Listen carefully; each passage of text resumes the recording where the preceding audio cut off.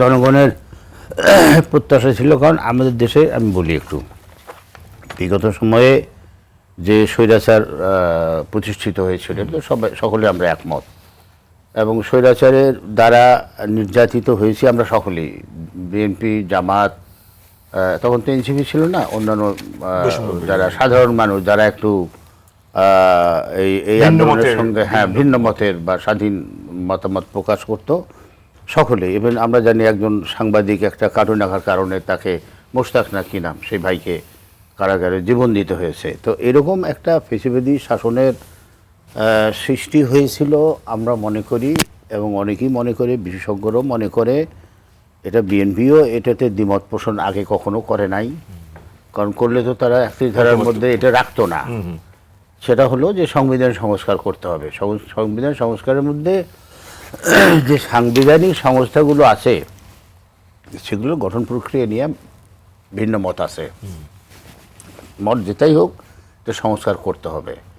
এবং এই সংস্কার সম্পর্কে এখন পর্যন্ত যেটা আমরা, যেহেতু ওটা ল্যাপস হয়ে গেছে বিধানগুলো, অধ্যাদেশগুলো, এখন পর্যন্ত বিএনপির ভাষ্য হচ্ছে যে আমরা অধিকতর যাচাই বাছাই করে উপস্থাপন করব।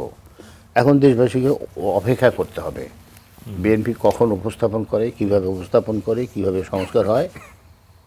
তবে সংস্কার যদি না হয় তাহলে ধরে নিতে হবে যে বিএনপি জাতির আকাঙ্ক্ষার প্রতি সম্মান দেখাচ্ছে না, যদি শেষ পর্যন্ত সংস্কার না হয়। আর অন্যান্য যে বিষয়গুলো, তারেক রহমান সাহেবের ব্যক্তিগত চলাফেরা থেকে শুরু করে যেগুলো দৃশ্যমান, সেগুলো নিয়ে তো কারো কোনো দ্বিমত নাই। তিনি যাতে জনভোগান্তি কম হয় সেই জন্য কিছু প্রোটোকল ভাঙছেন। প্রোটোকল, খুব বড় প্রোটোকল নিয়ে উনি চলাচল করছেন না, সেটা উনি করেন না। ভালো ওনার। আরেকটা বিষয় বাতন ভাই একটু যদি বলেন যে আইন শৃঙ্খলা এবং আপনার মবের জায়গাটা আমরা আসলে খুব পরিষ্কার প্রথম রাউন্ডে হতে পারিনি, এটির মানে কারণটা কি? মানে একটি নির্বাচিত সরকার আছে, শক্তিশালী বিরোধী দল আছে, তারপরে কেন এটি বন্ধ হচ্ছে না? ভাই আমার পুলিশের জায়গার বাইরে অন্য কোনো কারণ আপনার চোখে পড়ে কিনা? মানে আমি একটু বলি, মানে আমার একটা ব্যক্তিগত ওপিনিয়ন আর কি।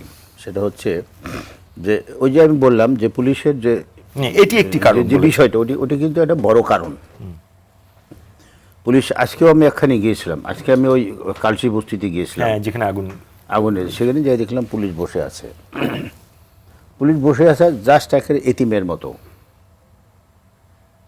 মানে আছে না অনেক সময় যে অনাকাঙ্ক্ষিত একটা অসহায় অবস্থায় বসে আছে। তো সেখানে কথাবার্তা বললাম, একজনে যে বললো যে বিষয় আসছে, আপনারা একটু আসেন পাশে। আসলো, ওই রকম ওইভাবে দাঁড়িয়ে থাকলো। সেখানে কিছু কথাবার্তা হয়েছে, আমি যাওয়ার ফলে কিছু কথাবার্তা হয়েছে, মানে আমার সার্কেলের বাইরে একটু ধাক্কাধাক্কি হয়েছে, কিন্তু পুলিশের কোনো ভূমিকা আমি দেখিনি সেখানে। ওটা তো আছেই। এই জুলাই আন্দোলনের সময় যে এক শ্রেণীর মানে ইয়াং জেনারেশনের একটা অংশের মধ্যে যেটা প্রবণতার সৃষ্টি হয়েছিল, যেমন হঠাৎ করে শিক্ষা প্রতিষ্ঠানে যে প্রিন্সিপালকে বললো যে আপনি পদত্যাগ করেন, একটা অফিসে ঢুকে বললো যে আপনি এই করেন সেই করেন। এই প্রবণতা থেকে সেই ছাত্র বা যারা এখন ইতিমধ্যে প্রাক্তন হয়ে গেছে, ওরা কিন্তু এখন পর্যন্ত স্বাভাবিক জীবনধারায় ফিরে আসে নাই। কাজেই কিছু কিছু ক্ষেত্রে এটা হচ্ছে। এরা যে কোনো দলের বা কোনো, সেটা আমি মনে করি না। বিভিন্ন জন বিভিন্নভাবে এই বিষয়গুলো করার জন্য চেষ্টা করছে। আমার মনে হয় এটা একটু সময় লাগবে। পুলিশ যখন সক্রিয় হবে, তখন নিয়মের ব্যতিক্রম কিছু করলে শাস্তির আওতায় আসবে। আমার ধারণা তখন এগুলো ঠিক হবে। আপনারা দেখেছি জ্বালানি ক্রাইসিসে সরকার এবং বিরোধী দলকে খুব শক্ত একটা রোল প্লে করতে দেখেছি আমরা সংসদে। আমরা কিন্তু সরকারকে সমর্থন দিতে চাই। আমরা এই আইন শৃঙ্খলার ব্যাপারে আপনাদের এটা কি আলোচনার মধ্যে আছে যে একইভাবে? ওইভাবে এখনো আসে নাই, ইস্যুটা আসে নাই। আসলে আমরা সহায়তা করব। আমরা চাই যে এই বাংলাদেশে গণতান্ত্রিক ধারাটা অব্যাহত থাকুক এবং নিয়মতান্ত্রিক উপায়ে ক্ষমতা। আপনারা নিশ্চয়ই আমাদের গঠনতন্ত্র দেখেছেন, আমরা কিন্তু নিয়মতান্ত্রিক রাজনীতি করি। যাই বলে না বলুক, নিজের অন্য দলকে সমালোচনা করার সময় মানুষ বিভিন্নভাবে করে, নিজের মনের রং মিশিয়ে সমালোচনা করে, কিন্তু আমরা নিয়মতান্ত্রিক পদ্ধতিতেই আমাদের দল পরিচালনা করি এবং আপনার সরকারকে সমর্থন আমরা এই চাই। অব্যাহত আমরা রাখতে চান। হ্যাঁ, কিন্তু সরকার যদি জনবিরোধী কিছু করে, আমরা যখন শিওর হব যে না সরকার সংস্কার করব না, তখন আমরা অবশ্যই কঠোর সিদ্ধান্ত নেব।